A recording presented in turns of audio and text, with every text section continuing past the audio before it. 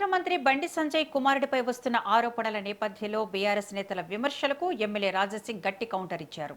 అసలు విచారణ పూర్తి కాకముందే రాజీనామాలు కోరడం హాస్యాస్పదమని మండిపడ్డారు.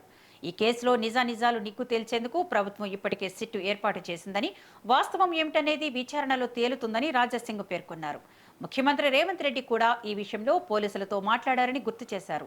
నా కొడుకు తప్పు చేస్తే ఇతరులకు వేసే శిక్షే తన కొడుకు కూడా వేయాలని బండి సంజయ్ స్వయంగా చెప్పారని, విచారణను ఎవరూ అడ్డుకోవడం లేదని ఆయన స్పష్టం చేశారు.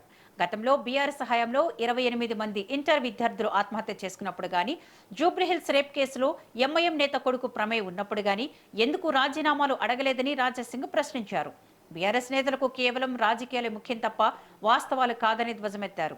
విచారణ జరుగుతున్న సమయంలో బండి సంజయ్పై తప్పుడు ప్రచారం చేయవద్దని సూచించారు.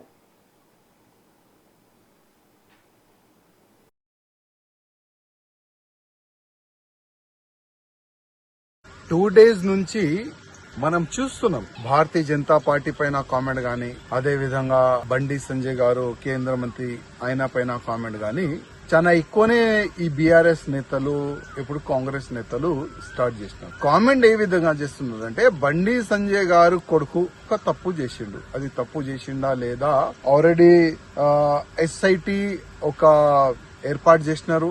ఈ ఎస్ఐటి పెట్టిన తర్వాత ఎంక్వైరీలో అసలు వాస్తవం ఏంది అది మొత్తం బయటికి వచ్చేస్తుంది.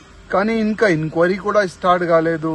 ఇవాళనే రేవంత్ రెడ్డి గారు డీజీపీ గారితోని, కమిషనర్ గారితోని మాట్లాడి అసలు బండి సంజయ్ కొడుకు కేసు ఏంది వివరాలు కూడా మన ముఖ్యమంత్రి గారు తీసుకున్నారు.